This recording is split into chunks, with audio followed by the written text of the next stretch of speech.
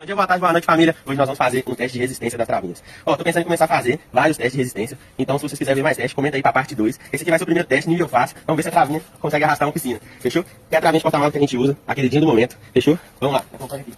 Ó, travinha de porta-malas no lugar, com aquele padrão da HB Soluções 3D. Nós vamos amarrar aqui a corda.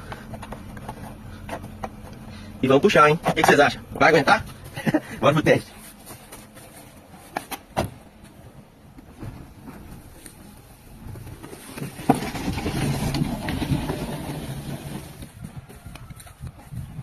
Aquele padrão, né? Aqui foi a bichinha para lá.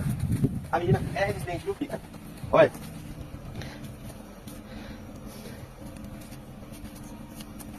Travinha intacta, em perfeitas condições. Fechou? Pessoal, deixem aqui nos comentários ideias pra gente poder fazer uns testes com as travinhas. Não esquece de seguir a gente pra poder ver os próximos testes, fechou? Muito obrigado. Comentem muito pra parte 2.